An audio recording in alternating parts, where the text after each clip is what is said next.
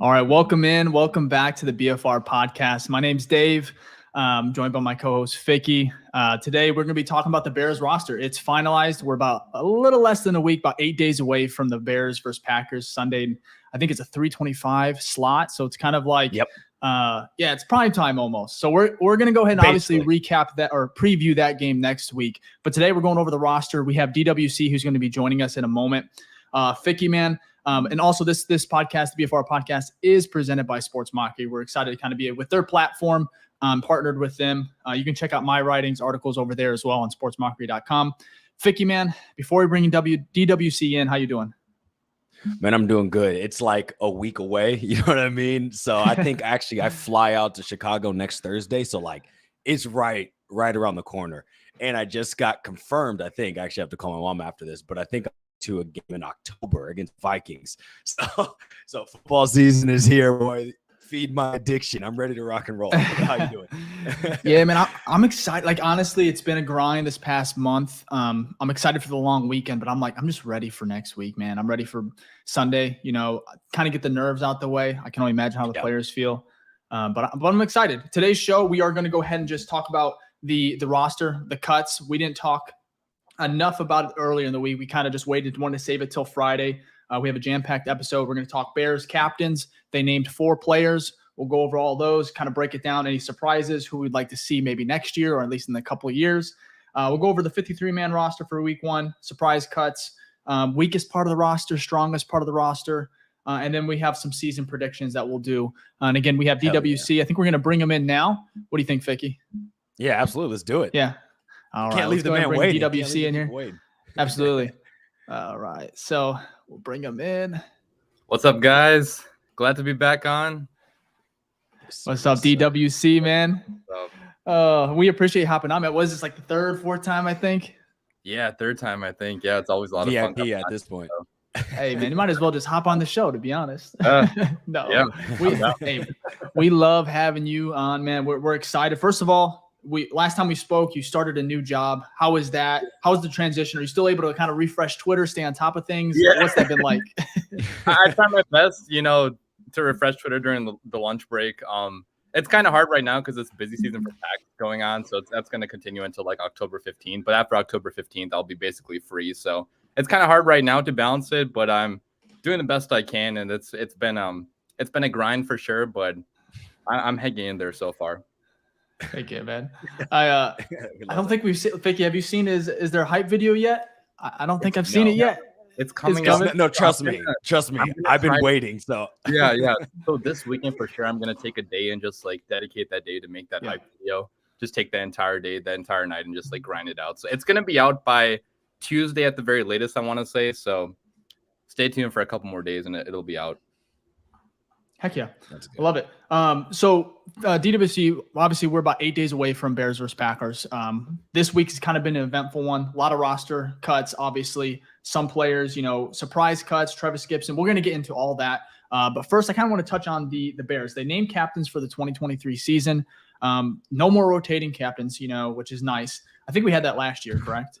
But then it was almost kind of rotational because like there's so many players leaving that were captains. So it was it was a little weird, but it's voted on by the players. And there are 4 captains. The 4 captains this year were Tremaine Edmonds, Eddie Jackson, Justin Fields, and DJ Moore. I want to start with you. Are you surprised by any of these here? And if so, why? No, not at all. I think that makes total sense. I mean, that's the 4 I would have went with as well. Eddie Jackson is probably the oldest player on the defense at this point. So that makes sense. He's been here for a long time. Really good player, obviously. Tremaine Edmonds, or a big splash signing. I think that makes sense as well. DJ Moore, I think some people are kind of surprised about because DJ Moore has not been known as being like a vocal leader with the Carolina Panthers. So that was kind of maybe not a surprise, but like a new thing because I don't think he was ever a captain with the Carolina Panthers. So cool to see DJ Moore getting included there too. And Justin Fields, obviously, QB1, there was no question about that. So I'm not surprised at all. I think it makes total sense. We're also going to have that 5th rotating captain every single week, which could just be based on the matchup. So, next week against the Packers, it could just be a former Packer, Robert Tonyan, Mercedes Lewis, whoever. So I agree with the selections for sure. Okay. Ficky, man, your thoughts? Yeah. No, I mean, it makes sense, right? You have the leader, you have the 2 leaders of the defense, you know, you get your big sign in Tremaine Edmonds, who's a vet, even though he's young as hell. You have Eddie Jackson, who's always been a leader of this team. Obviously, if Fields is not your captain, that's a whole different discussion. DJ Moore one, like obviously he should also be a captain, right? You'd want like your best star player to be a captain. It was more interesting because I found out today, like Rashab said, I had no idea that he was never a captain in Carolina. I know he's not like super vocal, but even 4 years there, you think you would have got like one, you know what I mean? 1 year as a captain. So it's good to see, you know, that he did get that role here, even as being, you know, maybe he's not as vocal as someone as like Eddie Jackson, because we know he's definitely vocal and more of like that aggressive type. So I think it's a good fit. It will be interesting to see the rotating captains, right? I think Rashad was right where it's like it's going to be based off probably who you're playing, you know what I mean, and past players from those teams. I'm just so glad it's not rotating every game, because that doesn't, I mean, if you play team sports or even like just at your job, you imagine like your manager rotates every like week or something. Like, it's just, I don't know. It's just weird, like to have the face of like, you know, leadership, and every week you're like, oh, it's a different person. But at that point, no one's really leaders. Because if you're all leaders, there's no, you know what I mean? It doesn't work. So I'm glad they're actually going to the standard way, or like, I guess a mix with like the new age rotating captain and like actual having captains. So I'm cool with it. Awesome. So I have a fun question for you guys. This one, honestly, so kind of looking ahead, we obviously don't know any rookie classes, but just from the team or the players that are on the roster right now, who would you want, or 3 years from now, like how many of these 4 will remain captains? Do you think maybe a younger player like a Kyler Gordon, a Brisker, maybe even Darnell Wright, like 3-4 years from now, how many of these 4 captains will remain? Who do you think might be replaced? I'll start with you, DWC. Yeah, I would hope DJ Moore is still here. You know, he's going to be a little bit older at that point. You said 4 years, right? So yeah, 3-4. Yeah. Okay, he's going to be like 30 by that point, which is still like receivers play into their, you know, lower 30s. So he should hopefully still be on the Bears at that point. So I'd hope DJ Moore is still there. Justin Fields, obviously, I hope is there. I mean, hopefully he's a future quarterback of the Bears. If he is a franchise quarterback, he should be captain in 4 years. But the other two, I'm not too sure about. Like Tremaine Edmonds, you know, he's pretty young too, so he could be here. But at the same time, you know, we might roll with a young guy at that point, like maybe like a Jaquan Brisker, maybe like you know, I don't know whoever else, you know, Javon Dexter if he breaks out. So I think there's other options for that third spot. And the fourth spot, Eddie Jackson, as much as I love him, he's probably not going to be on the team in 4 years, I want to say. Like, he's getting up there in age. He's almost 30 now at this point. And after you hit 30, you're kind of, you know, it's kind of hard to stay at the, you know, the place you are in the NFL. So I'd say like 2 of the 4 probably are going to be here in 4 years, but the other 2 definitely could be rotating. And even like Justin Fields and, you know, DJ Moore, they have to prove themselves this year to be a captain in 4 years, but I fully think they will. So I go with those 2. Okay. Yeah. I mean, I think I like all that. I would love to see Brisker. He's one of my favorite players, especially kind of being mentored by Eddie. I would love to see him kind of take that, you know, that spot. Ficky, what do you think, man? Any changes there? Anyone you'd like to see? I think Edmonds is probably going to stay. Jackson, too old at that point, like Rashab said. Now, I think he might still be on the team because, like, safeties, a lot of times, like, they play a little bit longer than corners do, or corners get older and they move to safety, right? Because you don't have to worry about, like, the speed isn't so reliant back there, right? So, I mean, I would love to still see him on the team. We'll see what happens at the point if we're in contention or not. You know, ideally, you want the guy, you know, the younger guys to kind of take over those roles, right? So, you know, Kyler Gordon in 3 or 4 years is balling out. You'd love to see him as a captain. Like you said, Jaquan Brisker's doing his thing. You know, the Darnell Wright, you know, you won't see like some of these high, you know, draft value picks end up being the cornerstone of your team, right? Your franchise leaders, right? The face of the franchise, other than just Justin Fields. So, you know, I think I don't know because it's voted on by players, but a lot of the captain is also like the face of the franchise, like from an outside standpoint. So like you have to be good typically, right? You have a couple of them where it's like, you know, there'll be like one captain where like he's like a true captain because the players really follow him and things like that. But like, if you look across the league, all the captains are like, oh, those are star players. Like that's their best players. You know what I mean? So you'd hope that you get some more young in that, because then that lets you know that Poles is doing his job with either acquiring at, younger guys in free agency like Tremaine Edmonds, or he's hitting it on the draft. So you'd love to see kind of that shuffle through there with some familiar faces as well. I love it. So like all around consensus, everyone's happy with the picks, the four captains, which I think, obviously, I think this is probably the most obvious. Now, moving on to the Bears 53-man roster, there's been a lot of movement, a lot of changes. Some players obviously cut that were surprising. I want to start with that. DWC, so we have following, the cuts and everything, the Bears finalized their 53-man roster. So some notable cuts include PJ Walker, Travis Gibson, Kendall Lindor, and then Alex Leatherwood. Out of those four, maybe give me two. Are you disappointed with any of those? Probably Gibson, but what are your thoughts just overall on these cuts? And were they a surprise to you? Yeah, the only surprise I'd say is Terrell Lewis, which you didn't mention. Oh yeah, Lewis. Yeah. That's the only guy I felt like they would keep because he had such a good preseason. Mm-hmm. It seemed like he was in good favors with the staff, fit the defense and all. So that was kind of disappointing, I'd say, because Bears fans kind of had fallen in love with him during the preseason. So he didn't get claimed though by any team, so he's still out there to sign back to the practice squad, which we could do that in the coming days. So that was kind of disappointing. But other than that, I don't think any other cut was a surprise per se, because I personally did think we would get rid of Gibson after I saw him, third string on the depth chart behind guys like Rasheem Green, Dominic Robinson, which I'm not sure if I fully agree with that, putting him behind Rasheem Green, who I've not heard a single thing about this entire camp period.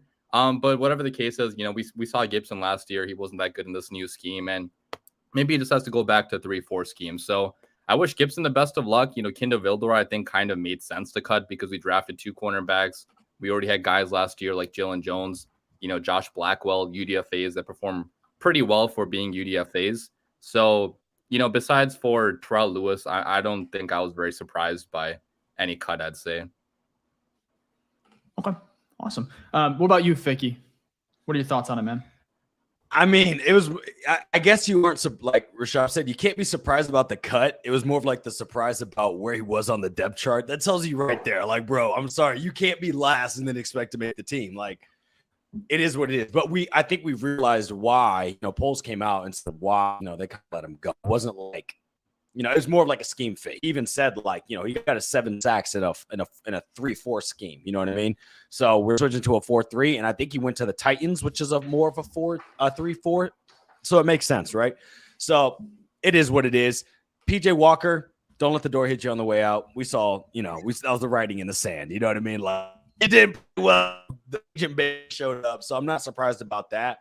Alex Leatherwood, I mean, bro, we picked him up last year as like, I don't know, was he waived or we traded something late? Like he was a project. We all admitted that, and he didn't turn out. So it's like all the cuts, none of them was like, when you talk about value or like expected value, there was nothing was like, oh my gosh, that was our 2nd round pick. Like if Velus Jones got cut, right, that'd be something where I'm like, oh wow, I'm surprised. We just spent a 3rd round on him. Even though he may be fringe on the 53, that's something where I'm like, oh wow, I guess. Like that's basically what I'm saying is like a surprise cut for me is Poles admitting like, oh, I messed up. Like this didn't work out. You know what I mean? Most of the people he cut are actually all of them. None of them he drafted. I guess the only one where it's like, oh, I messed up is PJ Walker. And it's like $2 million. I think he lost in the cap hit. So that's like pennies on the dollar. So. But speaking of like more money, I think with Leatherwood claiming him last year, off waivers, I think they're eating what, 3-4 million?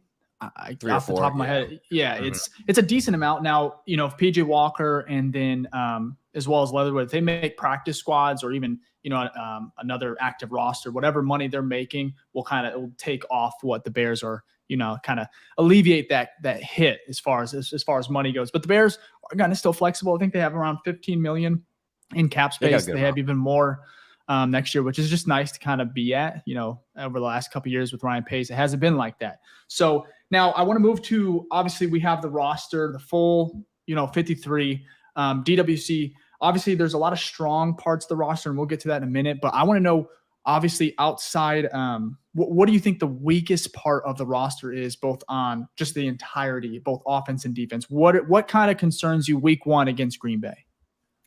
Defensive line for sure. I think that's going to be the obvious answer. We got, Yeah. Last year we had the worst defensive line probably in the NFL.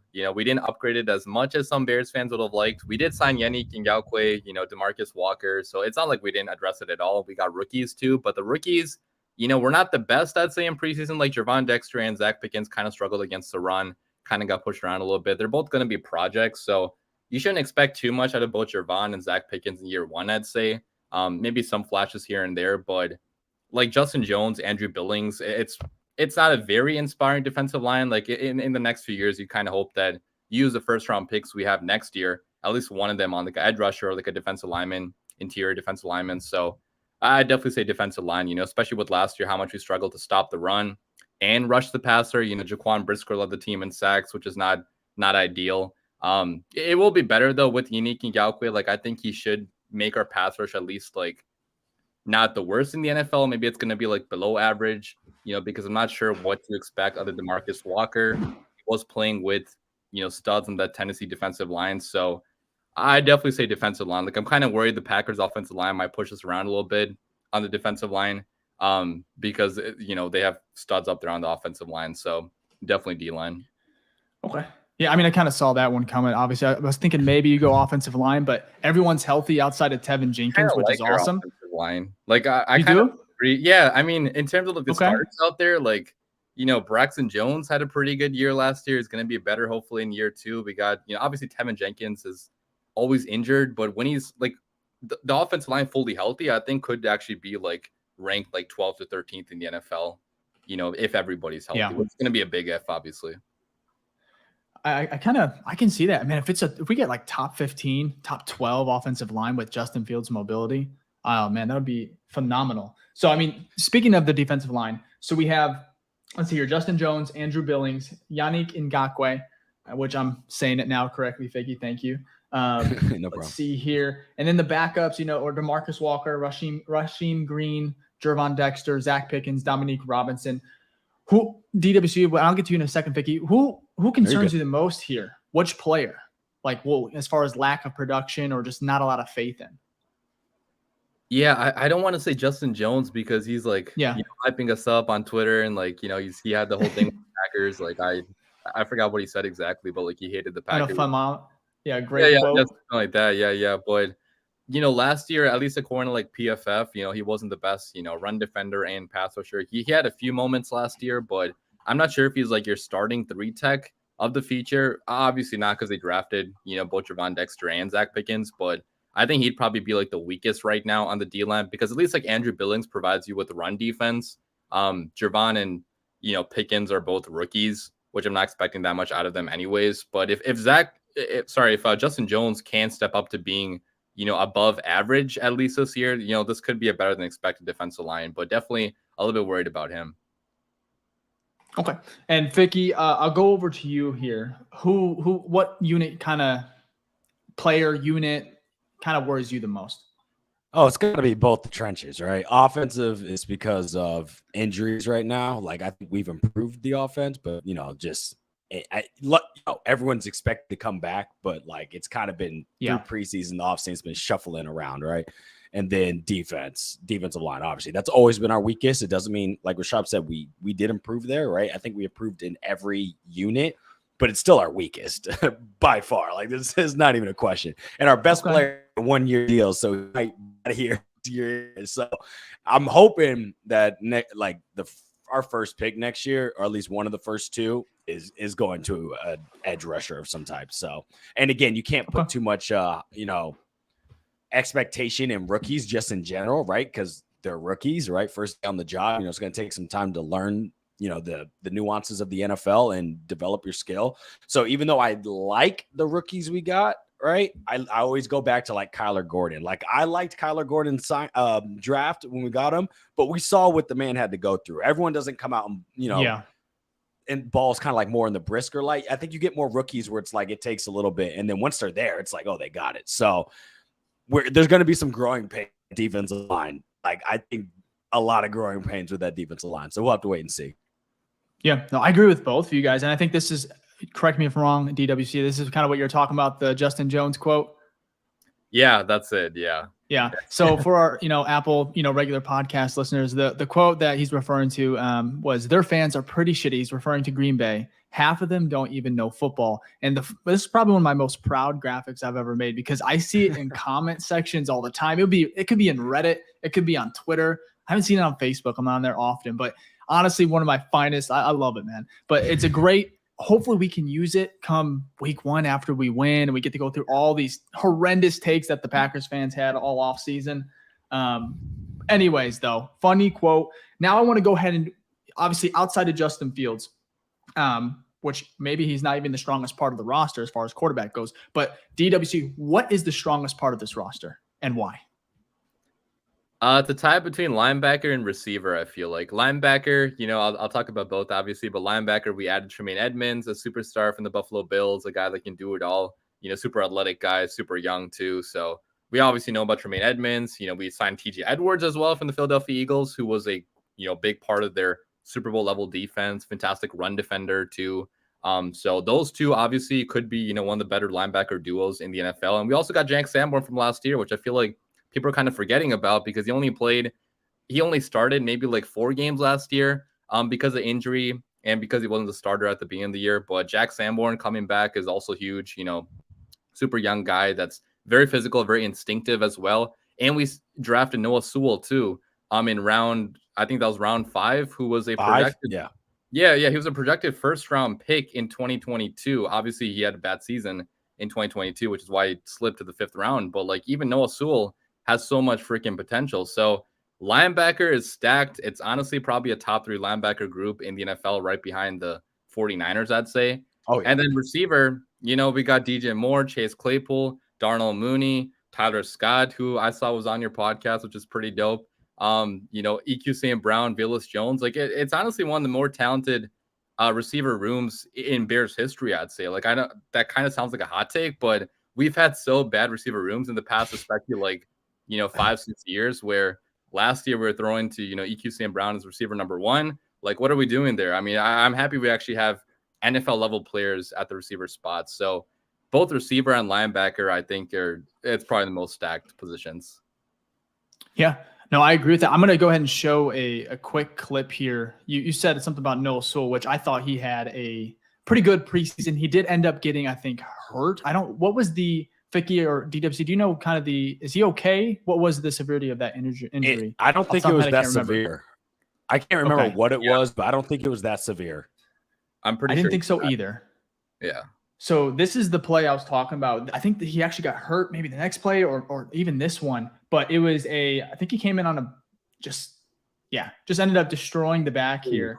Anyways, big fan of Noah Sewell. Ooh. He might be a year or 2 away as far as, being a productive starter, but I think you guys hit that one perfectly. Now, Ficky, strongest part of the roster, and why, like, are you confident? This is one that you're confident heading into week 1 against Green Bay. Hey, this is going to outplay, the Packers, whatever they're going to bring out.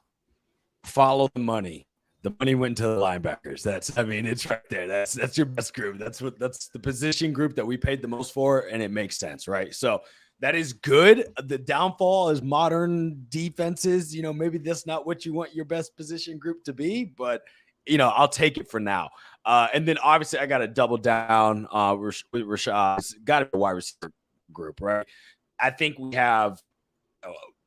Each receiver has had an 1,000-yard season. We've never had that, right? Now, maybe the top isn't as heavy with talent. Like, I'd go back to Alshon Jeffrey and Brandon Marshall and Martellus Bennett. That was a pretty good receiving core, right? But that was after them, there's not really much. So, and like I said, the bar for our wide receiver core is so low. DJ Moore coming in, if he was a Bear from the start, he'd be the all-time Bears leading wide receiver with the yards he has now. All right, it's pretty bad. So I do feel that is our strongest. I also the running room is pretty strong too. You know what I mean? Like, it's serviceable. It doesn't have any.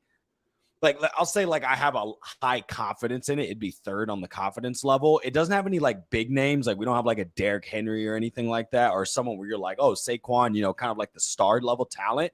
But I feel like what we have, it's going to be super serviceable. And then also we're not paying them much, which is fantastic. Not for them, but like from a cap situation. So I'll say this. I'll leave with this. I'd like that we have groups where we're like, oh, that's a strong unit, because last year, what did we have? You know what I mean? A running back still with Monty and Khalil, but what else? Like, it couldn't even go. Even the tight end room was more like solidified with Bobby, with obviously Komet, and then Mercedes Lewis. That's a solid group. I think we have like 3 or 4 solid positional units that you can feel proud of, which is just giving a round of applause to Poles, because last year we had one maybe. So he's really, that's what makes me more excited, because I feel like he's going to do like what he's done these past 2 years. He's just going to rinse and repeat next year. And then next year we're going to be like, oh my gosh, look how solid X group is. You know what I mean? Whatever it is. So, excited for the future, but we still definitely do have some weaknesses. But on the light side, optimistic side, I'm glad that we actually have some units that we can feel proud of. I love it. For me, I guess I'll touch on it real quick. I think even though Jordan Love had a fantastic preseason, which is, I'm not going to lie and say, it's not alarming, it's not a little scary, but, last year, I think you touched on it, DWC, on your Twitter. I think I've tweeted about it, Ficky, you too, is that Justin had a pretty good preseason last year. It led to nothing. Preseason is vanilla. There's a reason it's called preseason. And so Jordan Love having a great one, chalk it off, hats off to him. But I think the Bears have the better quarterback. I think he's just more dynamic. And maybe Jordan's a little bit better at, reading a defense right now than Justin is. And he may always be that way. But as far as a dynamic weapon and, a quarterback that can just really change a game, I think they have that. And so for me, I think the strongest unit, could be wrong here, but I think Justin Fields is going to be the reason that the Bears at least win this game, if not run away with it a little bit, because they are at home. So I'm expecting that. We'll get to predictions later. I want to go ahead and move on to our questions. We have a ton on Twitter. I think like over 40 questions. We'll try to get to as many as we can. And if you guys have questions in the chat, go ahead and throw them in. We'll get to those. We'll throw them up on the screen. And again, if you like the content, before we hop into this mailbag here, just go ahead and hit a thumbs up button for us. Really does help the channel grow. We appreciate it. But Ficky, DWC, we're going to go ahead and start here. So the first question I have, we'll keep it light, easy. We have over under half a touch for Kari Blasingame in week 1. DWC, I'll let you start, man. I got to go with the over. I mean, when you say touch, maybe not over. Actually, I thought you meant snaps at first.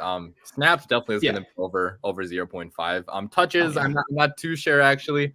Maybe he gets a touch at the end of the game, at the goal line or something like that. So I'll still say over. Okay. All right, Ficky. Does touch? Is this just rushing? Because I feel like he actually has a higher chance of catching a pass. Okay, if it's either, then I'm gonna say I think he's gonna get like nothing's open, right? Because we saw that in preseason, and Fields is gonna just dump it off. It might be like a 3-yard catch, but I'll take the over on that. Okay, because I think if we get to goal line, it's Fields time. You know what I mean? They want to. It's either I'm throwing that ball or I'm running that in. So we'll see. Yeah. Too many weapons, and I don't think they're going to be highly focused on Kari getting the ball. I'm going to go over too, though, just because I think that it's week 1. They might have a surprise there. Fullback, got to give some love. Which I forgot who just got paid like crazy, like 15 million. I think Miami 3 years, fullback. 17. Yeah, 3 years, 17 mil or something like that. Yeah. Alec Ingold, I think he got paid. Yeah. Shout out to him, man. That's insane. Yeah, good stuff. Who I bet like Saquon and them are punching air right now. Like, bro, man, a running back that's dynamic, can't even get fullback money or a long-term deal. Wow. But hey, fullbacks are, they're a pretty, they can block. A lot of things they do that just instead of just running, obviously. Right. So we're gonna go over to our guy Sam the Jedi on Twitter. He said, how big of an impact does our new linebacker core have in the passing game? And how many sacks per game should we be expected with our new defensive line addition. So, Ficky, I'm going to change it up. I'm going to start with you on this one. We'll start with the first question. How big of an impact? We kind of touched on it earlier. You're a big fan of them. You have been for a while now. How big of an impact week 1 and throughout the season? Oh, I think we're going to notice it because what they are they're really passing coverage linebackers. They're big guys. Like Tremaine Edmonds is a giant. And so we run that Tampa 2 or like a version of that Tampa 2. So like basically I think Flus came out and talked about like he wanted these big guys because what it does is their length basically blocks zones. Just them standing in an area and putting their arms out makes windows much smaller for the passing game. So I think just size alone them, I mean, obviously they're talented as well. We're going to see a significant difference on, especially like when it gets to like 3rd and like 6 or 7, like kind of that mid-range area. I feel like it's going to make it a lot harder for teams to get that first down, which compared to last year, like anytime it was 3rd down, I'm like, oh, these guys will get it. Right. So I think it's going to be monumental. Like, it's not like, I don't expect like Hall of Fame, like, wow, like these guys are Brian Urlacher and Lance Briggs. No, I don't expect that. But I do think compared to last year, it's going to help. And then also we have to remember they will still be better on the run. Our defense last year gave up over 2,100 rushing yards, dead last in the NFL, and 31 rushing touchdowns. Like garbage. These two back there are going to help plug that up. They both had multiple seasons of 100+ tackles. So I think we're going to see a significant change. I think just them alone is going to help push us from dead last in rushing and maybe like 28th in passing to like 7-8 spots up, like mid-20s, just them alone. And if we get like enough increase in talent on the DBs as well, then that's just going to keep moving forward. And then to go to sack per game, I'm a little bit less optimistic with this D-line than I think some people. The D-line was garbage last year. It's gotten a little better. If Yannick will get 8 to 9, Walker probably get 5 or so. Everybody else I'm splitting like 5 to 10. So that's like maybe less than 30 sacks still. I don't know. It's not going to be that much. I think it's going to be under 40. So 40 divided by like 17, you're getting like a sack and a half a game, if that. So I have lower expectations with that. Yeah. All right. DWC, I'm gonna pass it to you, man. I agree with all that with the linebackers. Tremaine Edmonds, big, tall guy. He's like a creative player on Madden, right? Like he's very, very big length, very big wingspan, very big length. He can jump, get up there too. So it's gonna be huge having him in the passing game, in the middle of the field. Tipping some passes. I think he did in camp too. Some of the camp practices I went to, he got his hands up there and tipped the ball, and I think one actually turned into interception for Justin Fields. So definitely Edmonds, I think, is going to be big for the passing game. TJ Edwards too, to some extent. Edwards is kind of less athletic than Edmonds is. He's not known to be very fast, so he's probably going to be better against the run. But last year with the Eagles, he was pretty good against the pass as well. So if he can continue that, maybe he could be pretty good too against the pass. And Jack Sanborn is not the most athletic, but maybe he could make some plays too. But with the defensive line, I kind of agree with Ficky too. Like, it's not going to be like 2018 Bears or anything like that, unless we trade for Chris Jones, which could be possible still. Like, if we trade first for Chris Jones, then I'm optimistic about the Bears D-line because he can single-handedly change the Bears D-line. But without him, it's still kind of looking a little bit sketchy right now. With Yannick probably is going to be good for like 8 to 10 sacks this year, but besides for him, I'm a little bit nervous about the sack production because even looking at Eberflus's defenses in the past, like he's never had usually great sack production from his defenses, right? In this 4-3 scheme, even with the Colts, he had guys that weren't known to be superstars. I feel like maybe guys from the interior did get sacks, like DeForest Buckner, but from the edge guys, he never really got too many sacks. So as long as we don't have a situation where Jaquan Brisker is leading the team in sacks again, it's going to be an upgrade over last year. So just don't be the worst defensive line in the NFL. Like, I'm just expecting like below average play, I'd say. Okay. Yeah, that was crazy. Our rookie safety leading the team in sacks, which is crazy. Horrible. That's horrible. I guess I gotta start going first because you guys make so many good points. And I'm like, how do I add on to this? And I'm like, I don't even try. But do we have any questions from the YouTube chat that we want to get to? I want to kind of split it up as much as possible. Let me put some up real quick. Awesome pick. Go. Yes, one from that guy 44. if it pulls up. Yeah, thoughts on our wide receivers versus Green Bay corners. So if I remember in the corners, we have Jair, obviously. Desmond King's not a corner on the Packers anymore. Who is their other corner? Do you guys remember? Stokes, right? Stokes. Yeah. Yep, it is Stokes. Stokes is pretty decent too. So I think he's injured actually, so I'm not sure if he's playing week 1. Oh, so I got it pulled up here. We're talking corners, right? Yeah, Jair. Okay. He might be, Eric Stokes out. Yeah, he's out for week 1. Gotcha. So it's Rasul Douglas. Oh, okay. Wow. Yeah. So Darnold's good. Jair's good. Rudy Ford, because they let go of Amos. So Rudy Ford's new. So, I mean, Jair's Jair. Good luck. Like, that's a top 5 corner. So no one on our team is better than Jair. Like, I'm sorry. Like, DJ Moore's good, but Jair's been dominant. He's been dominant. Like, other than like the play Mooney beat him on and N'Keal Harry beat him on a play here and there, but like Jair's dominant. So it's going to be that side, whoever he's guarding, that's going to be a tough matchup. But, you know, everyone else, I don't think there's anyone where I'm like, oh, wow, watch out. You know what I mean?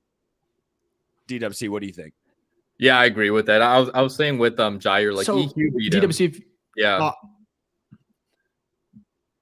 No, I was saying EQ St. Brown beat Jair last year on that play down the field. But yeah, you're right with Jair being a top 5 cornerback. It's going to be hard going up against him. But besides for him, I'm not too optimistic about the Packers secondary, especially with the defensive coordinator. I think Joe Barry is his name, which Packers fans have been like hating on, you know, all of last year. He's coming back this year. So I think our receivers should be able to beat their cornerbacks during this matchup. Like, Fields should have some wide open receivers, I feel like.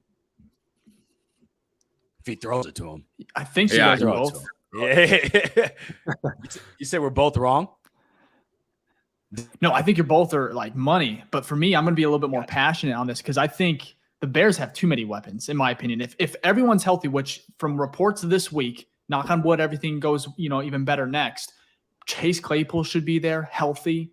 You got Cole Kmet, you got Robert Tonyan, you got DJ Moore, Darnell Mooney, and then you got Justin Fields and his legs and that factor. And then the Bears running back game that was number 1 last year. So play action. I think the Packers corners, the secondary is going to be, especially because it's week 1, teams are going to be rusty. Typically, I feel like maybe the defenses might be a little bit more ahead of offenses.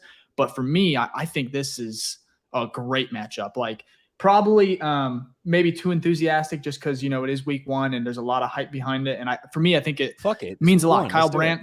Yeah. Kyle Brandt was on the show and he's like, you know, everyone's like, it's just week 1. He's like, no, this is a start of a new era. Like, this is a chance to like kind of rewrite, like basically, you know, change the dynamic, the who basically has the upper hand here. Yeah, the narrative. Yeah. And it starts with Justin Fields and Jordan Love, you know, and it does mean something. So for me, you know, obviously we kind of all agree with Kyle there, but I think it's gonna be tough for them. Obviously they have some, you know, playmakers, but we got DJ Moore, you know, we got Darnell Mooney, who hopefully is healthy, you know, or be able to bounce back to kind of what he was. And even if it's like 95%, Mooney, like, I think is getting a lot of like flack this summer just because, like, you know, he obviously didn't produce last year. But it was a tough spot for, you know, if you look at the Bears roster last year as far as wide receivers go, it's completely different. Yeah. And he got injured also after. Yeah, he got injured after week 6, I think, or something like that. But another thing too is like if we go back to that question, I'm less concerned about wide receivers versus corners. Like, I'm not like going into the game. That's not where I'm like, oh wow, like I feel like we're gonna get dominated there. It's again, it always starts in the trenches. That's what I'm watching. How is Rashawn Gary, Quay Walker, Preston Smith gonna go against our offensive line that's out there? You know what I mean? And then vice versa. You know what I mean? The Packers have always had a decent offensive line. We don't have a defensive line. So it'll be interesting to see if we can get some pressure on Love. You know what I mean? Because if there's no pressure on Love, he's going to be making, like, he's going to have more time to make sound decisions, right? Just like any quarterback. So I think that's where the matchup really is. And that's what I'm going to be focused on. Like, I'll be in the stands, so maybe I won't be seeing as much. I'll just be high off the excitement. But if I were watching from the television, that's exactly what I'd be focused on. So the thing with the Packers offensive line, I think over the preseason, they didn't allow a single pressure on Jordan Love, which again, it's preseason, but that's still impressive. Like, they always kind of have a solid, you know, offensive line. So with our, you pair that with, our young, not top tier talent, defensive line, getting pressure on Love could be an issue. What do you think, DWC, as far as just the secondary and the Bears receivers? DWC, before you go, one question: Is Bakhtiari playing? He's healthy. I think he is. Okay. Yeah, he's probably great. That's fantastic. Go ahead. Sorry. Go ahead, DWC. No worries. Yeah, I think we're gonna have to be more aggressive than we usually are, right? Because this defense is not known to be, a blitzing defense, like a heavy, sending pressure defense. Last year we did rank, I think, bottom 5 in terms of blitz percentage, sending extra guys. So I'm kind of wondering if Alan Williams is going to change that up a little bit this year, being a little bit more aggressive. This defense at its heart is not known to be that aggressive, but especially with a weaker defensive line, sending Jaquan Brisker, sending Kyler Gordon out of the slide on like a DB blitz, that could be an option probably to get some extra pressure on the quarterback, especially with Jordan Love I call him like a rookie quarterback because even though he's in year 4 at this point, he hasn't played before in the regular season, right? He's only played like 2 games so far. So Jordan Love is still kind of a rookie quarterback. So if you kind of confuse him with, some blitzes here and there, some pressure, some stunts, occasionally throughout the game, like don't make this defense like so basic like we had to be last year, right? So you're gonna have to change it up a little bit for Jordan Love against Jordan Love to kind of rattle him a little bit, which I think we can because he's not proven to be a good quarterback yet in the regular season. And even last time we saw him playing college football, like his last season in college football was not the best, right? His first season was like, it was pretty good, but the last season he threw for like, I don't know, like 20 picks or something like that. So yeah, he can turn the ball over if you send pressure at him. So, and another thing with that, like during the preseason, he didn't face any pressure at all, right? So if you send some pressure his way, how is he going to react to that? We don't know. So I kind of hope for Alan Williams to send some pressure against Jordan Love. I love that, DWs. I think absolutely. Even if you don't get home, just to kind of, show that he does not have all the time back there. It's similar to like Aaron Rodgers. What happens when we gave Aaron, at least, more than like 5 seconds? He would find a way every single time. If you could not get him or if he kind of Houdini's his way out of it, time and time again, he made a play. So with Jordan Love, I don't know, he's not Aaron Rodgers, God forbid, but you can't. You got to get pressure. And like I said, sending, Brisker, we have a lot of athletes on this defense. Maybe get Stevenson on a corner blitz or something like that. Surprise him. Because, live action, regular season football is a lot different than preseason, Anyways, Ficky, we'll do one more. Do we have any other comment questions from YouTube? Yeah, we do. We do have another one. We do have another one. Okay. Yeah, absolutely. So Diego here says, you think Juice can come RB1 role and be less of a running back committee, as we all think it's going to end up being? And if so, do you see Herbert potentially landing across all running backs in the league? Maybe I don't understand that last part, but basically he's asking, do you think Khalil Herbert is leading? Good call. Yeah, it's probably leading. Maybe. That makes sense. So basically, are we going to stick to running back by committee, or is one of these running backs going to take RB1 and then they kind of be more of that, get the boatload of the carries? You know what I mean? That's a good question. I'll let you go answer that, DWC. It's going to be committee. I feel like even last year it kind of was committee with, David Montgomery here. We split carries between Monty and Herbert, kind of 50-50 down the stretch. So I think especially with how many talented running backs we have right now with Roshan here, which I'm super high on, like you guys know, we signed Deontay Foreman, who had almost a 1,000-yard season last year. I think it's almost guaranteed to be a running back by committee unless one of these backs just completely smokes everybody else when the games start, which I don't anticipate being the case. I think all of them are like equally talented. In terms of potential, Roshan definitely has the highest potential because he has the ability to pass protect, probably pass catch too, better than Herbert can. So I think it's going to be a committee the entire year. Like I don't see Herbert, getting 80% of the carries the entire year. That's good. I kind of agree with you, Ficky. I'll let you kind of take it, man. I mean, I'm all about the running back for committee.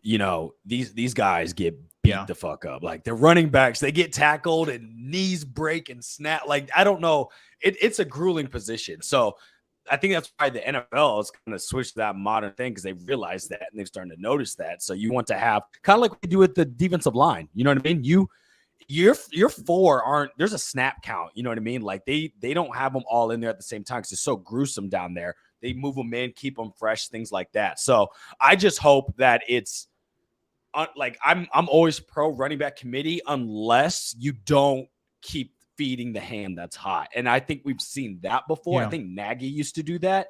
It'd be like someone would get a great run, and then you just, not like a long one with tired, but like they're just gashing, and then they're out. And I'm like, wait a minute, the man's balling. Why would you take him out? So I'm hoping that it's more of like that committee. And then if it's Dante Foreman's going crazy that week, it's Dante Foreman's game. If next week it's Khalil Herbert, Herbert's got it. Same with Roshan Johnson. So whoever is taking the, the brute force of the workload is fine with me as long as it's the best performing person of the game. So.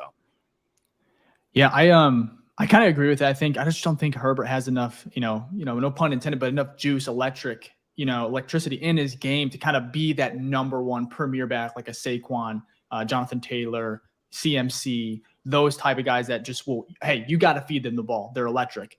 Love Herbert, just don't think he has that gear. But one thing about, you mentioned about like running backs just going down, kind of tip my hat to David Montgomery, who was here last year. Obviously, wish him the best on the Lions, but he was so durable. Like he would get hurt. Like he had a couple plays, like I think during his career with Chicago, where it's like, oh, he's out for at least maybe a couple months, and he ends up coming back like in a week or even that very next game. So as far as durability goes, that's one thing I loved about Monty. And before we kind of get to the next questions, I just want to click. I went over here to Sports Mockery, just kind of see what was on here. I have not read this yet, but I just want to know what the beef was. So I'm just going to click this real quick. And for our listeners, so basically there was it just caught my eye. I accidentally hit it. So we're basically on sportsmockery.com. There's a article right here. Eric Lambert, if you know who he is, very prominent writer here, but beef with producers of his NFL commercial appearance, which if you haven't seen it, go on NFL.com, go on Twitter. It's really, I think it was really cool. Have you seen it, Rashad? Yeah, I saw it. Yeah. With the running for 2,000 yards. Yeah. Yeah. With Keegan-Michael Keel. So Justin Fields. That was funny. So he says Justin Fields isn't the type to get angry. Okay. So he said Fields indicated why he didn't care for that segment during an interview with Dan Weeder. Am I saying that? Weeder? Dan Weeder. How do I say that one? Mm-hmm. Yeah. Weeder. From Chicago Times, I think. Which Tribune, I am shocked right. that, shout out to him. Obviously he works real hard, but I'm shocked Justin did. I guess he did that interview with Dan in particular, because Dan's kind of negative towards the team. Like, no offense to him, but anywho, so he said, starting on a light note, you had the opportunity recently to meet with NFL script writers. Did they take your advice on banning quarterback sacks? He said, no, they didn't at all. Yeah, I mean everything. And this is Justin Fields speaking. He said, no, they didn't at all. Yeah, I mean everything in that little commercial was already written for us. I felt like it was kind of low-key throwing my O-lineman under the bus a little bit. But yeah, it was a cool experience. It was like a real Hollywood set and everything. Okay, that makes more sense. So he just didn't – I like that answer. I like that by Justin. Yeah, I thought it was more like very, he was very, – I thought it was candid. Yeah, I thought it was going to be more like he was mad. I was like, why is he pissed? I'm running back. That's what I thought it was more like, oh, I'm a running back quarterback. But I mean, it is what it is. I mean, he's got to prove it, right? We talk about this. Like, if you don't want to be called a running quarterback, don't run. You know what I mean? Not telling him not to run. Obviously, use your skills. But like, if you go for 3,000 yards, people will they'll shut up. They'll shut up. It's easy as that. Go out on the field, prove it, which we all, I think, here agree that he will. But prove it, and then people will stop talking about it. But one thing he did say, like, I think there was another commercial today, or it was like an ad, snippet, which I don't want to play it, get copyrighted, but it was about talking about like what he wanted the script, right? And he talked about rushing for 2,000 yards being the first one. And I'm like, that's when I was referring to it. Yeah, that was the one I saw today.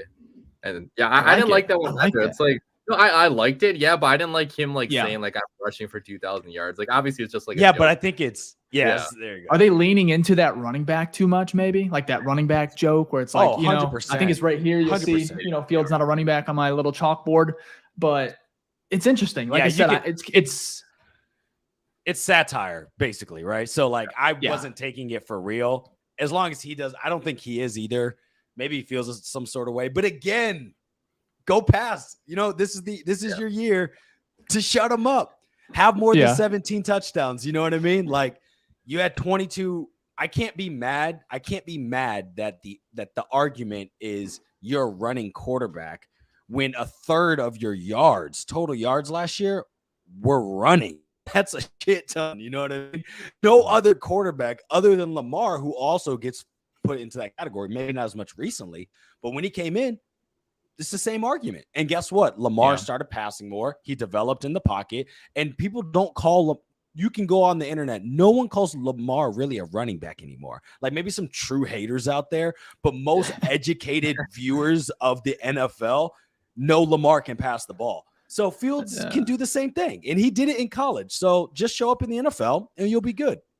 That's what happens when you win an MVP. Right? You know, that's when you win an MVP. Yeah. It's like, okay, all right, I guess, you know, he doesn't. Yeah. But that's the thing, maybe right? Bit there. When Lamar did that, he didn't have a crazy amount of passing yards either. I think it was under 3,000, right? Because I think, or it was over 3,000, but he had like just shy of under 1,000 rushing yards because there's never been the 3-1 done before. So even if Fields does something like that, right? Like let's say he gets like 3,200, which is like I think more of a realistic number compared to 4K, right? I'd love to see that. And he rushes for like 7, 8. Yo, those are great numbers. Like that's. I would be like, oh, you're a passing quarterback. You can break 3,000, and we're still using your running skill. And then the goal is that following year, now you're throwing for 4,000 yards, and maybe you're only rushing for 500, right? So there is a progress to it. He's gonna run a lot this year. I think we all can agree that's gonna happen. I don't want him to get 1,000, but if he does, whatever. I just hope that. You know, if you're rushing for 1,000, you're not only throwing for 2,200 and you're more near that 3,000 mark. So what's your guys' thoughts? He's got to get to 300 passing yards at least like a couple times this year, right? Like he's still not gotten 300 yards. He's gotten pretty close. Steelers game 2 years ago, he got to like 290 something, you know, then the rest kind of fucked us over in that game. But he's got to get to 300. If he gets it in the first game against the Packers, like we'd obviously be going crazy. I'm not sure if that's very realistic for the first game, especially with new weapons, but I'm more optimistic about his passing ability. I feel like the more, you know, most Bears fans are at this point. Like I've been seeing on Twitter, like a lot of Bears fans kind of capping his potential this year, you know, to only 3K passing yards, which I think that's selling him short a little bit because, you know, we saw in college football, like he was a dynamic throw over the football too. Like he was never really a running quarterback in college. And with the weapons this year, with the guy like DJ Moore that can get yards after the catch as well, which I think is going to be huge, where he's not going to have to, you know, get all the yards by himself throwing the ball down the field. He's going to dump the ball off to Moore on a screen pass. He's going to make it go like 80, 70 yards, you know, to the house, right? So I think those yards are going to help him boost that passing number to some extent, but he's still going to be,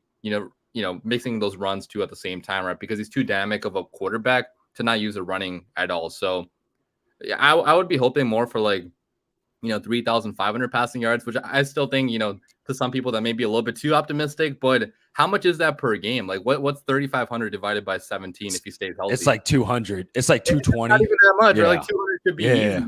You know, I'm saying that right now when he barely got to like 150 per game. There you go. I was gonna say it sounds easy to like Josh Allen or something. What? There's so many games was like Fields had a great game, and then you look at the stat line, he had 180 passing yards. You're like, bro, what? So I get that. Did you say 3,200, Rashad? No, he said 3,500. Which 35. Maybe that's too optimistic, but so 3,500 divided by 17 game span is 205 yards passing per game. I think that's doable. Possible. It's when you got right? If you can't do that with the weapons you have now, in my opinion, we got a problem. Yeah, well, that's what I'm saying. But you remember, we're a number one rushing team, so you have to keep that in mind. Yeah. If he's not getting he'll get more than last year. But the man also had the lowest amount of attempts per game. So it wasn't like this man got 30 passing attempts and he just was only hitting on 10. The man would have like 12 and he'd hit on like 6. You know what I mean? So we got to get the passing number up. I would want at least 22 23 at least a game passing attempts, just because it's the modern NFL. You know, I would like to see kind of, you know, you got to up it. You spent so many resources, you know, Darnell Wright, you know, obviously the receivers, Chase Claypool last year. You want to pass the ball. You have to be able to pass the ball in this league if you want to be dynamic. And even if you call a pass play, Justin can still take off and get you 30 chunk yards easy, you know, and that can still help alleviate, you know, or maintain a top 5, top 3 rushing attack. So my only argument against that, right? I agree completely with you on your sentiment of what could happen. But my only thing is if you're like, if we stay a top running team, the attempts are going there. I'm sorry. Like, I know some of the why we were top was because we also had a quarterback who rushed for 1,000, so that helps. But we've over like really the past like 5 or 6 years, we've been a run heavy team like through 2 regimes. So it'll be interesting to see what the play count shifts to, because obviously last year way more runs than pass. If it can get more to like a 40-60 pass to run, I think it gives him the likelihood to get that, right? But if it's still super run, like if the running is working well, like if we end up being the Titans, right? You just have Derrick Henry and he just bulldozes through. The coaches don't care about stats and numbers. They don't. They want to win the game. So if it's they're going to keep feeding it, right? So I'm not saying I want the running game to be bad. I'm just saying hopefully there's opportunities that we didn't have last year where Fields will actually be like, oh, it's 3rd and 4. We don't have to run here. I can throw a slant to DJ Moore for 8 yards. And so you get those plays that add up, or like Rashab said, some screens here and there, which we saw in the preseason, just little things that can like help add, like maybe you get an extra 20, 30 yards from plays like that, which you couldn't get last year. And so now instead of your stat line being 180, right, you're like 210. You're like, okay, I just need to stack that for 17 more. And then we're there. So. Okay. So before we, knock off a ton of these questions, which we're going to get through a lot. So we're going to go quick. But I want to know, have the Bears surrounded Justin with enough weapons to kind of where there's no excuse at the end of the year? Real quick. Yeah. What do you think? Yeah, 100%. I mean, I want to make sure. I'm a Justin Fields fan. Like, I can't make any excuses for him this year. If he doesn't ball out, if he doesn't get at least 3,000 yards, like we're probably going to move off from him, which sucks to say right now. But I think with the weapons we added with Chase Claypool, with DJ Moore, like that's more than enough for most quarterbacks in the NFL. The only thing I'm concerned about is the offensive line, to some extent, which I know I was optimistic about at the beginning of this podcast, but they're still a little bit unproven with Darnold right on the right side, with Tevin Jenkins being injured frequently. So the offensive line is probably the biggest concern with that, but it should be enough weapons to at least get to 3,000 passing yards at the very least. So he definitely has enough. Ficky, you agree? Oh, there's no question. I think we've talked about this many times. Poles did this strategically. He's like, bro, we got to find out if you're the guy or not. I got 2 first-round picks next year that are looking quite sexy. So you either need to show me you're the guy or not, or Caleb Williams, Drake May, welcome to the Chicago Bears. You know what I mean? So I think he knows that. I think, well, obviously Poles knows that. But the good thing is I feel like he has given him enough, and it's not like Poles knows he's going to be here and a lot of the players here. So it's not like a SOS, a life-saving attempt, you know what I mean, to try to like salvage this team. It's more like, no, we've set up some foundational pieces that I actually view that you can use moving forward. Because I actually think Poles thinks Fields is the guy, like the potential's there. You know what I mean? So you have to wait and see, just like with all these players. But I think everyone's aligned into believing that we won't have to use those picks next year for a quarterback. Do you guys kind of agree with that? Yeah, I mean, next year's draft class is very good. It could be like 2020. Like I think it's 2020 where there was a lot like Tua's class. There just could be a lot of franchise guys where you're like, if Fields doesn't show kind of what you guys both talked about, it's like, okay, we're on the fence.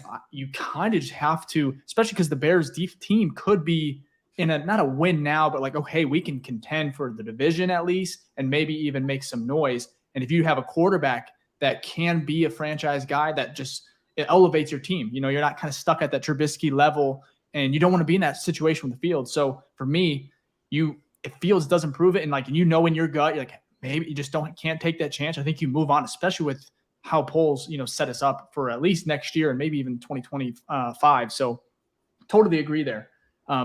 I want to go ahead and get to a bunch of these questions real quick. So we'll try and make them quick. DWC, real quick, firing them off. Will Darnell Wright make the Pro Bowl as a rookie? No, I think that's too optimistic. I'll say no. Even though I'm pretty optimistic, definitely no, I'd say. Okay. Ficky, you agree? Yeah, no, it's a rookie, bro. Like you have to, if you make a Pro Bowl as a rookie in any position, you're basically generational. Like you're you're that gull. So no, that's a very high bar and high expectation for a 20-year-old. I'll go on record. He's making the Pro Bowl. I have to, be different here. I have to be different here. He's making the Pro Bowl. It is what it is. So let's see here. Offense might be a little rusty. What do you guys believe in Getsy will throw in more play action pass opportunities for Fields against the Packers? Real quick, I'll start with you, Ficky. What do you think? Play action a lot. We're going to see it. Oh yeah, play action, out of the pocket, boots, slides, all that. Absolutely, we know that's what Fields thrives at. That's some of his strengths. We were a heavy rushing team. Yep. We're still going to be a heavy outside zone rushing team. Absolutely, that's his best stuff. So yeah, they're going to put that in there. Trust me. Okay, DWC. I agree with that too. The scheme is they're reliant on play action, also obviously. So yeah, it's going to be a lot of play action, I'd say. Okay, I agree. I think maybe hopefully, start if we get the ball first or at least our first possession, run a play action, maybe, I formation, something like that, and just get a deep shot, DJ Moore. I don't know. Test the corners, see if. Oh, that'd be so good.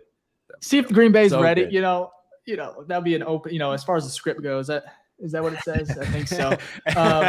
So how many touchdowns does DJ Moore score this season, DWC? I don't know. I don't think he's been like a big touchdown guy during his career. I don't have the stats in front of me, but he's not. I'm about to pull him up. Yeah, pull it up. Yeah, but he's not like a big guy, so he's not going to be like physically imposing in the end zone or anything like maybe a Claypool can be. So I'm gonna say maybe 7 this year. I think 7 would be a good number. It's probably going to be mostly after the catchers getting into the end zone, but it's probably not going to be more than like 10 or anything like that. So I think 7 is good. Actually, he hasn't had that much in general. His first year, 2, rookie, right? Second year, 4, third year, 4, fourth year, 4, last year, 7. But, he's always had the yards. The man's always had yards. He just can't get in the end zone. And also that, you also to get touchdowns, sometimes you have to march down the field all times, right? So if your team is garbage, you know what I mean? If they can't convert third downs, you can get all these plays, but if you can't keep moving it down the field, you're not going to get your touchdowns. So it is what it is. I agree with DWC, though. I think that it's going to be probably 6, 9-ish. You know what I mean? If he gets double digits, that's also fantastic. But I think the yards are going to be consistent. I think the man's getting 1,100, 1,200 easily. So. Okay, Dave, what about you? I agree with that one. You taking the over under? If the line set 15, at 7, 16, bro, minimum. I'm about to kick you off the podcast. No. Realistically, I think touchdowns are tough because they're fun, but they're very hard to kind of gauge. Because so many things. You got Justin Fields in the red zone. And his legs, he's going to take away, opportunities that DJ Moore just getting those out, maybe a couple deep shots, but it's how can you predict kind of how they're going to score? Because Komet's going to be useful. Robert Tonyan, you got the rushing attack. Like I said, we're going to be a heavy rushing team. So when you get into those, in the red zone, I just don't know if DJ Moore is going to be, obviously he'll be a focal point, but it's are you just going to force feed him? Probably not. He's more of those open guy, yak plays, getting us to the red zone, or, maybe he takes it himself. So for me, it's if he gets 5 touchdowns, 4 touchdowns, 3 touchdowns, 3 might be too small, but 4 or 5, but he has 1,200 yard, receiving. I'm I'll take it, man. It's the production that really matters. And sometimes that doesn't necessarily mean it's going to be touchdowns as far as production. And that's okay. Red zone. We have 3 tight ends that can easily get more targets than DJ Moore in the red zone. Lewis, absolutely. Tonyan, of course, and Komet. Guarantee they may get more touchdowns alone. I could see the season ending where Robert Tonyan has 5 touchdowns and he has 400 yards. You know what I mean? So the touchdowns, like you said, Dave, is not a good gauge at all. And then obviously, if we're running the ball a lot of our touchdowns may also be rushing when we get down there, whether that's Fields, Blasingame, Deontay Foreman, or even Roshan Johnson, some of our bruisers. So that one's definitely hard to gauge. Okay. So we'll move on to the next one. Okay. I don't know, man. Just kind of a blank moment. Can I answer this? I got a good absolutely. Answer this. So the question is, you got to read it. From Jarrett Rice 0711. Do you think Dan Feeney is a margarita guy? As former IU alum myself, Dan Feeney was there when I was there. That man is a drinker, so absolutely. He's probably margarita. He's probably slamming back beers. Any type of, alcoholic beverage, I'm sure that man can take down with ease. Look, you do not have a mustache like that and not know how to slam some cold ones back. So I'm sure if he could do some cold ass beer, I'm sure he could do some margaritas too. I mean, look at that. And a mullet. Oh, come on. He fits it. This He fits the man. narrative. Too good. I'm very happy this man. For those, listen on Apple, Spotify, we have a photo pulled up from his first press conference. Just, an amazing mullet, great mustache, just a Chicago guy, through and through, in my opinion. But DWC, you kind of agree with that, man? Yeah, there's nothing else to add there. He's definitely pounding the beers. He's going to be. I forgot who said, I think it was Cole Kmet that talked about him like golfing together, and they were like, "Oh, this guy definitely he had a crazy amount of beers in that on that golfing trip." So, yeah, he's definitely a big drinker. Kind of looks like it. I love it. So he definitely looks like it. I love that pickup. It reminds me of it's almost like a little bit. Maybe a little bit level up as far as a signing Lucas Patrick last year. That's kind of what it reminds me of, just because good vibes, you know what you're going to get. Is he a superstar? No, but he's so versatile. It brings up, brings stability to, this line with Tevin being out for at least the first 4 weeks. I love it. I feel a lot better, especially heading into week 1. This is from CH Bears updates on Twitter. He said, who's scoring the Bears' first touchdown this season? Ficky, who's scoring?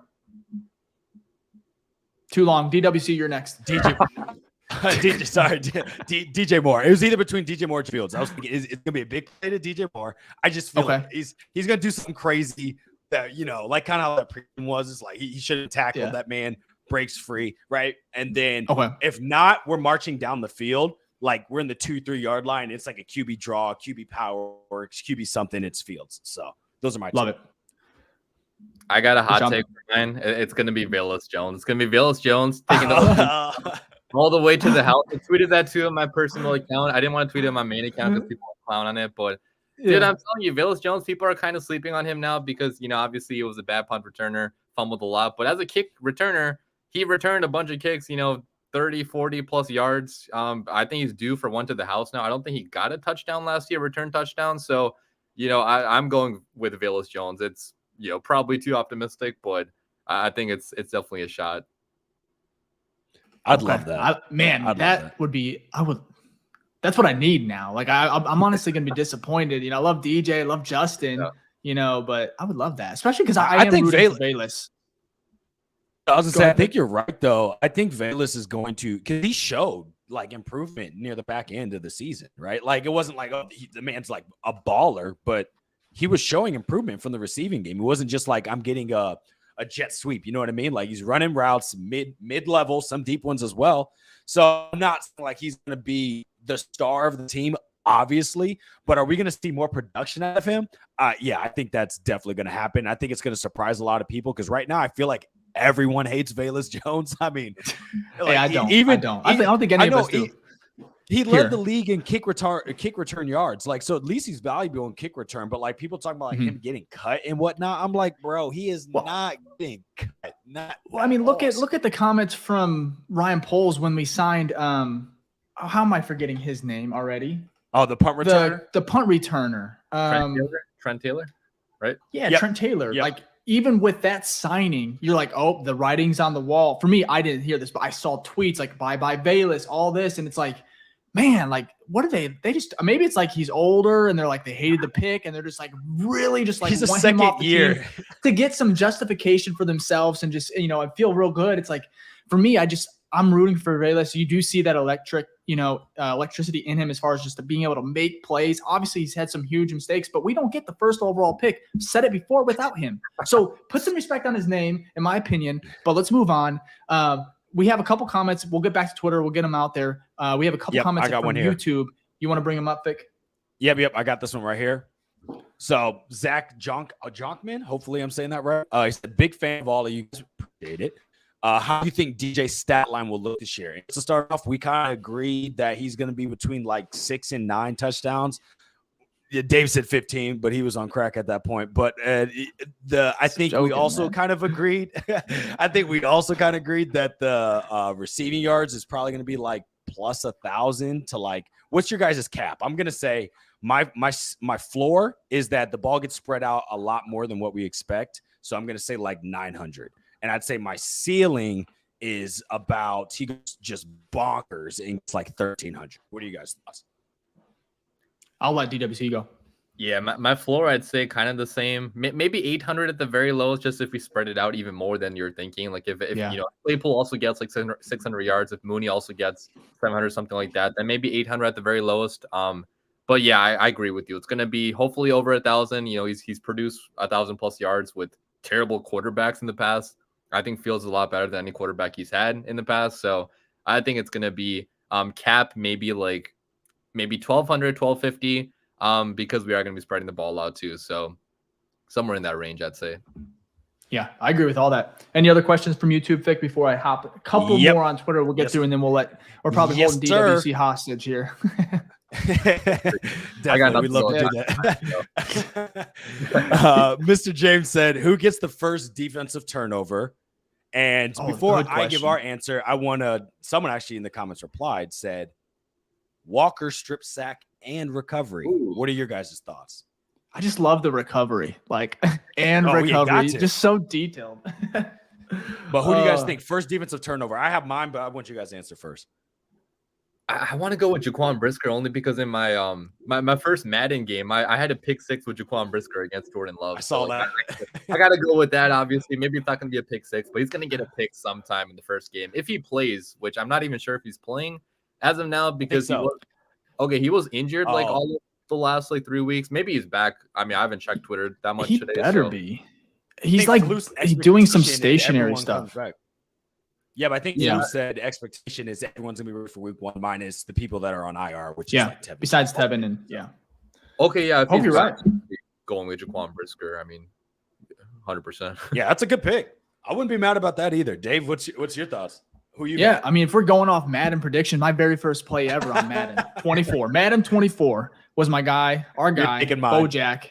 Eddie Jackson. I'm taking yours. I love it. I love it. Yeah. I love it. So he had a pick 6. Honestly, he's a veteran too. Like Jordan Love is going to be, he's not a rookie, but he doesn't have that much experience. We know what Eddie can do. He can lock in on a quarterback. If he knows something's coming, he has that instinct. For me, I think he's going to, as far as just the first turnover, I think he's going to probably just read Jordan Love and, maybe he doesn't take it to the house, but I think he's going to jump something. I think he's going to kind of use those instincts, the 2018 Bojack. And he said himself that he's going to have the best season that a safety's ever had, which obviously, you need to have that mentality, but he said it, what better way to back it up, and making a big play against Jordan Love week 1. That's who I'm going with. I mean, I was going to pick Bojack too. Before the injury, man was on pace again for another Ed Reed season when it came to turnovers, right? He's had an Ed Reed type season before. It just hasn't been as consistent. So can he do it again? I think he can. He's that good. He's been a ball hawk his whole career. So absolutely. But I'm going to go something different, which we wouldn't expect because this person doesn't get that much productivity and the ball's not thrown to him a lot. But I'm going to go with my boy JJ. I feel like a good point was, Dave, you talked about being in the league and having instincts. JJ is a very good veteran, knows how to play wide receivers. He just doesn't get the ball thrown his way a lot because he does a good job of kind of locking people down. So I think it's going to be a forced pass, not directly to him, but maybe a little bit easier. And he's going to pull up, catch that. Fuck it. He's going to get a touchdown too. He's returning. He's taking it to the house. If this is Madden, we're gone. And that's how the game is. That's how the first defensive drive is going to start off. Yeah, I said it. Let's go. Hey, I mean, I'll take it, man. We'll do one more comment from YouTube. Yeah, we got one more. So, and thank you for the comments. We appreciate all of this. Dobbsy, I love that icon. Dobbsy, I think that's right. Dobbsy 3-4. Does Justin Fields get a throwing, running, and receiving touchdown? First two are obvious. Question. First two are obvious. He's getting your throwing and running. But Dave, Rashab, does he get a receiving touchdown? Go ahead, Dave. Let DWC. I want to see. I'm going to go off what he said. What do you got here? I don't even know how to answer that. Did we see him lining up a receiver one time last year? I'm pretty sure we did at some point, right? Or did we not? One time. I think maybe in I can't remember. Okay. Or was it his rookie season? Maybe. I think it was rookie. That's what I'm thinking. I think it was with Nagy. Yeah. That sounds like Matt Nagy, something he would do. Obviously, that's something Nagy would do. I'm not sure if Luke Getsy would do that or if Eberflus would be okay with sacrificing his quarterback kind of on a play like that. But I mean, we saw Jay Cutler a couple times line up a receiver, so why not JF1? I mean, he's athletic. He's got He can go down the He field. can moss somebody. Yeah, he can moss somebody maybe sometime, this year. So I might just say, yeah. I'll say, yeah, he's going to get a receiving touchdown too. It won't be week 1. It's going to be, if we're in contention, a close game against an opponent where it's like we need a play, you know what I mean? Where they're not expecting it. So I wouldn't expect that it's going to be against Green Bay or anyone soon. They are saving that one for like I need the playoffs. You know what I mean? Super Bowl. Yeah. You need the Philly special. Like they're saving that for like you're not ready. You were not game planned. You have no evidence that we've done something like this before. So, I mean, I'd love to see it. Like, come on, who doesn't want to see it? For me, it's like who's throwing him the ball? Is it Herbert? Roshan. Is it DJ Moore? Roshan? Yeah, because he was a quarterback, wasn't he? Yeah. Okay. Quarterback in high school. He was actually quarterback at Texas too until who they get. Yep. He switched positions. I think. Yeah. So he knows how to do Yeah, it. so it probably would be. So I think that's why they drafted him, right? Yeah. Roshan. Yeah, there's so many people like in the NFL realize that like all play quarterback at some point, like high school, college, or something. So they'll find somebody. For sure. Awesome. Well, hey, we appreciate all those are very creative, just fun questions. We appreciate everyone that kind of just sent some in there. We're gonna go over to Twitter. We'll finish it up here. Rattle off a couple more. Again, if you are liking the content, go ahead and give us a like. Go ahead and check out DWC if you haven't already on YouTube as well. And we'll post all of his stuff in the description of the video. This one's for you, DWC, I believe, because it's underneath your tweet. You quote tweeted, it says, "Can you sign my Justin Fields Funko Pop? Yes or no, my man?" Brian Malosky on Twitter. If you're going to any Bears, I'm going to bring you to that game. I'll sign it there for you, Brian. Hell yeah, we're for the people over here. Dude, someone asked me that I love like these in questions. my comments. Oh, dude, someone asked me that in my comments, like, I think it was today, and I was like, man, I don't really want to devalue it. Like, to be honest, like, I love it, don't get Justin to sign it, I'm worse. I'm the one who buys the Funko Pop and immediately opens it and like puts it on the shelf. I do what collectors hate. So yes, if I have one, I'll sign it as well. So okay. So let's see here. We already talked about the captain's list a little bit. This one, how much do the Packers beat how much do the Bears beat the Packers week 1 by? So this is assuming the Bears beat them. If we win, how much do you think it's by? DWC. So we might as well just do a score prediction. Just everyone give their, you know what I mean? Because that makes sense. Okay. What's your expected score prediction, DWC? Okay, I'm going first. I'm gonna have a prediction video out for this game in like the next few days. So I haven't thought about it too much, but off the top of my head, maybe 24-21. I want to say it's gonna be relatively low scoring. Because it's week 1. Maybe that's not even that low scoring. Like there's more low scoring games than even that, but I do think the Bears they got to win. Yeah, I mean it's week 1. It's gonna be against Jordan Love. Bad man is no longer there, so I'd be very depressed if we don't win this game. So I'm gonna go 24-21. What about you guys? Yeah, go ahead, Dave. So you said 24-21? Yeah, Bears win. And Bears, okay. Yeah, honestly, I do think it's going to be close. Like, I would love a blowout just for my, my heart, and everything. Just like not to have that anxiety come fourth quarter, and it's like you're stressing out, and I'm gonna have. I would love to just have like maybe a 14-point win, something along those lines. It'd be great for storylines, content too. I think it's gonna be close. I think it's actually gonna be a little bit more higher scoring. I think it'd be like 34, maybe 31. I think the Bears will win, maybe 34, maybe 34-28. Maybe the Bears pull away. I think the Bears do win. They're at home. No excuse. I think they're favored by like 2 points, which when's the last time we've been favored against Green Bay? Obviously, we're at home, but still, it's been a little bit, maybe 2018. If Rodgers was injured or something, like it's not many games. So it's like favored. Even then, I don't even know. But yeah, so I think it's gonna be a close one. But I think they will put up some points. I think it's week 1. I think maybe both defenses aren't nearly as good as they typically are, and so that's my prediction. We'll see. Ficky, what do you think? Wait, before I go, I got to share some comments. So. Mr. James said 69-0. I couldn't agree. I mean, he took my prediction there. I couldn't believe it. And then that guy, 44, said 20-17. Bears win by a field goal. I don't know if it's showing. 1 second. There we go. And then we have one from Tareen Whitfield who said 21-20 Bears. So a lot of close games. And so going off that, I'm doing the same. And I'm going 24-20. So instead of them getting 3 touchdowns, I think it's going to be that touchdown's taken away and it's 2 field goals somewhere within there. So, and I actually think it's going to be, we're down in the 4th. Be like we're not by much, but let's say we're down by like 3 or something. And then we march it down the field and get the game kind of win touchdown. That's what I feel. Just to make it even more high stakes and give us all high blood cholesterol, which we need. You know what I mean? So, yeah. So another quick one here. Who ends the season as wide receiver 2, Moon or Claypool? Ooh. DWC? Mooney. I got to go with Mooney. I mean, he already has a chemistry going with, Fields. People, they're definitely sleeping on Mooney right now, coming off of, injured season. He put together 1,000 yards in the past in 2021. With even like a low volume passing offense. So I'm definitely going Mooney. Okay. And that was from Pete _. I'm not going to try and say his name.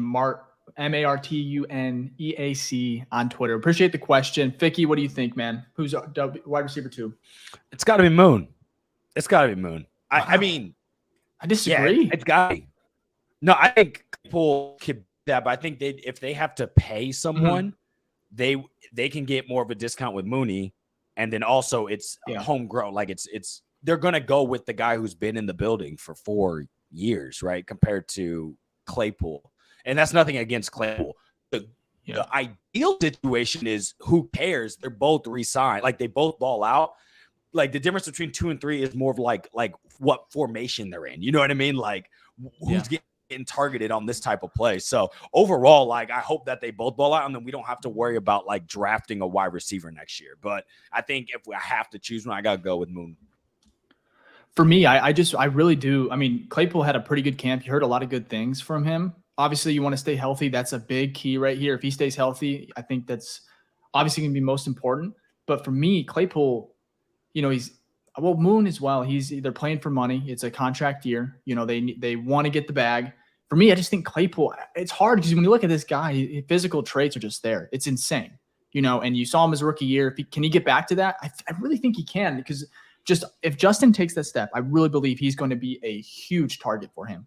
And if Claypool can stay locked in, obviously love Mooney, probably the safer pick, but I would love to see Claypool put that pressure on because that's a good problem to have, like you said, for the Bears. Yeah, a couple more questions. Let's see here. Let's see who will be the most improved player on the team, excluding Fields. DWC.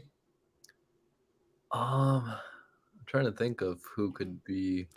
Can be defense, offense. Yeah, maybe Braxton Jones. Maybe I want to say he was already kind of good last year. Like a mid tackle, maybe average tackle, but I think he takes a step up now to being like a premier tackle potentially, right? Because he put on the weight, or not the weight, but the muscle to be stronger against the bull rush and all, which was his main problem against power. So if he fixes his problem against power, why can he not be like a top 10 tackle in the NFL, which would be, that'd be fantastic for the Bears where we're not going to have to worry about drafting another tackle in the draft next year. So I'm going to be going with Braxton Jones. I think he has a pretty good year. I'm going to go Ficky, you're up. Most improved. Oh, it's Velus. Okay. Velus is going to be Velus. He's going to get a lot more plays. You're going to be like, is he going to be wide receiver 3? Absolutely not. No, that's not what I'm saying. But talk about most improved. The man went from I can't catch punts last year to I can't do anything on offense. There are going to be times where you're like, oh, I'm so glad we have Velus Jones on this team. So whether that's kick return, whether that's a big play. Hey, it's hot take. I don't think you'll have any muffs this year. No muffs. Simply because he ain't not going to be taking it. Yeah, he ain't going to be back. But again, no muffs. That's improvement. But me, this one, I'm which you guys have kind of always taken my answers all, during this show, which is fine. That's why you guys go first, But for me, I'm surprised you didn't pick Kyler Gordon. I really think he's going to just have a phenomenal year too. Yeah. Maybe it's an easy one, probably just because you see it during camp.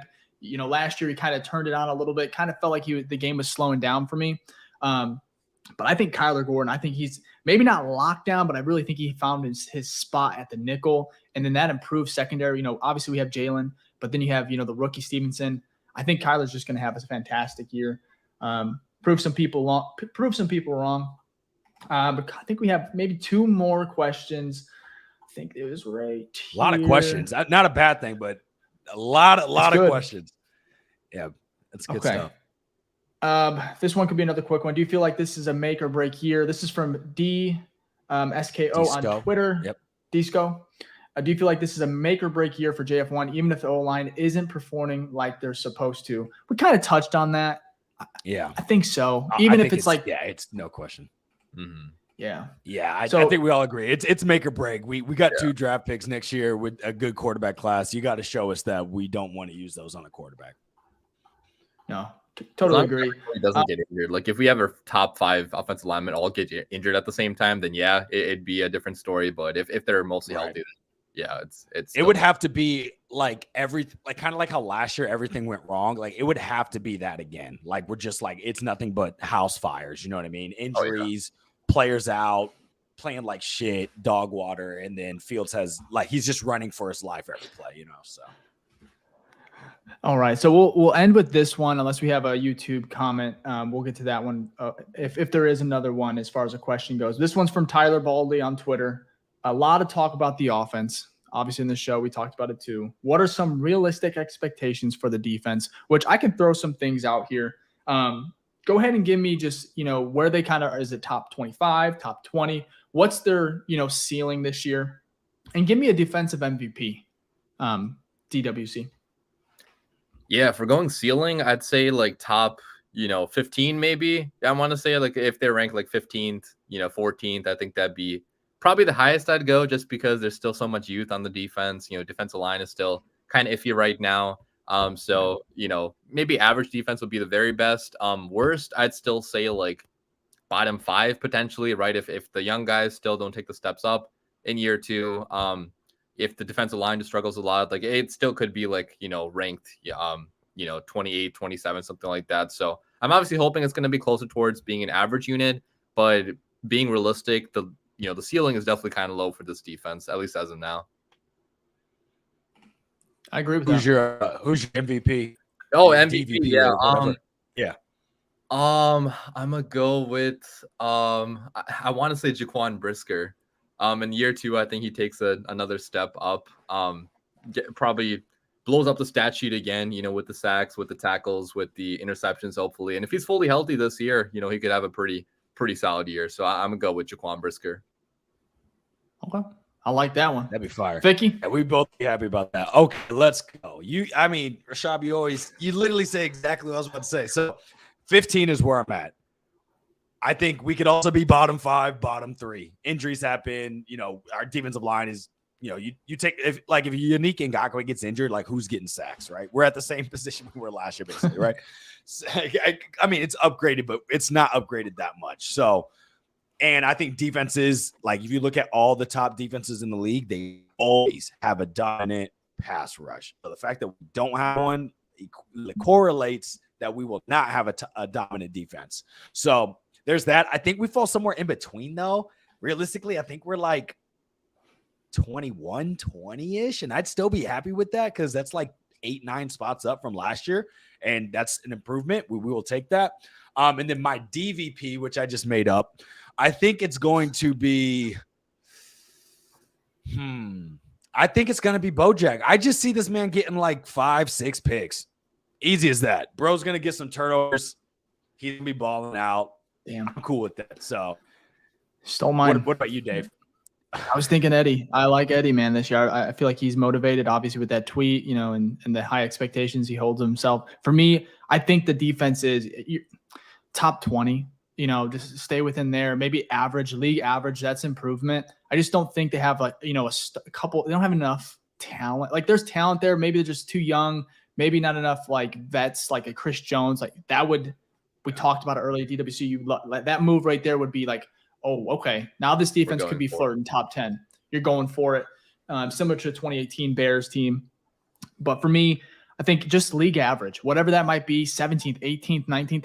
Let's just give me that. Like that's, and it's weird saying, coming from a Bears fan, where it's, keep us in games. Give Justin, make a turnover, a timely turnover. Give Justin the offense, like, some good field position. When we need a stop to get Justin the ball at the end of a game, get a stop for us. Don't let him get 3, 4 first downs, close it out, ice it out. Like, it's going to happen against good teams. When you play the Bills, so you saw Josh Allen and, Stephon Diggs and that offense, it's like you can't stop it. Like, once they get going, it's part of the NFL, modern NFL. It's good. Yeah, good luck.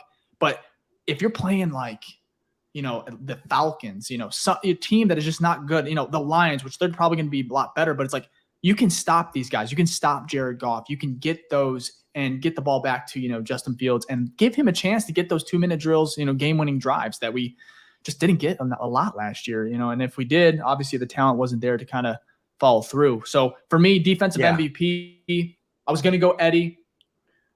I'm going to say, man, I'm going to go Yannick. Like, let's see it, man. He kind of stays around that 8 sack, a year. Can he get 15? Can he get 14? Kind of get that break out, I don't know, man. We'll see. Yeah. We've been going for about 90 minutes here, so maybe I'm just like getting, bare, and drinking the Kool-Aid. But Yannick, maybe give me 12. Give me 12 sacks. Give me that big-time performance. Yeah, give me 12. But for me, he probably ain't going to break, Robert Quinn's record, but no, love to see him. That's ridiculous.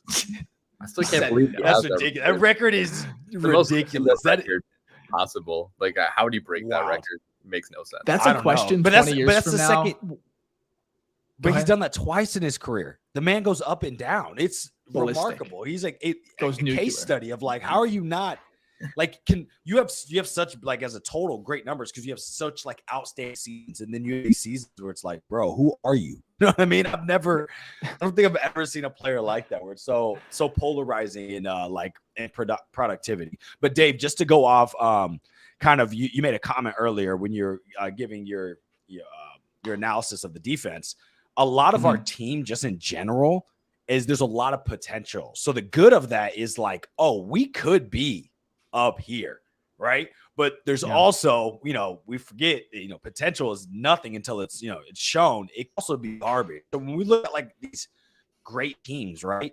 There is no potential with Stephon Diggs. There's no potential with Josh Allen. You know what they are. You look at these good teams, they're good because you have confidence that these guys who get on the field, they've shown previously that they can produce. So for us, it's like we've seen little tidbits here and there, even with Fields, right? We're like, oh, you've given us plays here and there, but we don't feel confident exactly where it's like, oh, you step on the field, you're like, we're dominating this game. So the good thing is it keeps us hopeful, optimistic, but like we just hope that it all pays out. You know what I mean? Because if it does, then we're in a great position. But if not, those draft picks are going to look real nice next year. Yeah, no, absolutely. Again, great show. Appreciate everyone that kind of threw in questions, whether it's Twitter, YouTube. Just love the interaction. I said it before. If you like the content, you enjoy the podcast, go ahead and like the video, subscribe if you want to kind of stay here for the long haul. If you think Justin Fields is going to be MVP, hit that like button. Whatever you got to do, just hit the like button, man. And DWC, let's get to you, man. Obviously, you're a huge component, just Bears Twitter, great content creator. Where can we find you? Obviously, you've been here a couple times, but what are you working on? Plug yourself, man. Yeah. So if you search the Windy City Productions on Google, YouTube, you'll find me, Twitter, you already have my handle there, so you can follow me there. I'll be tweeting about the Bears. And as for what I have going on right now, hype video, I'm definitely working on that. I'm going to try to get that out by Tuesday, like I said, at the beginning of this podcast.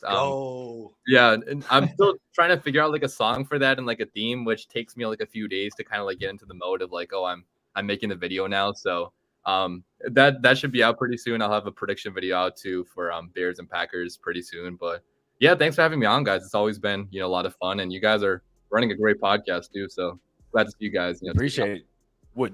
Yeah, we appreciate you, guests like you coming on. You make it easy for us, so it's great.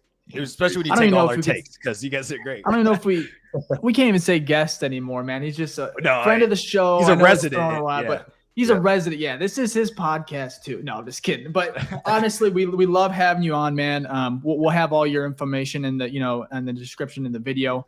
We're waiting for the hype video. We'll share it. Yeah, go ahead. One last thing for DWC. What games are you going to? Have you confirmed?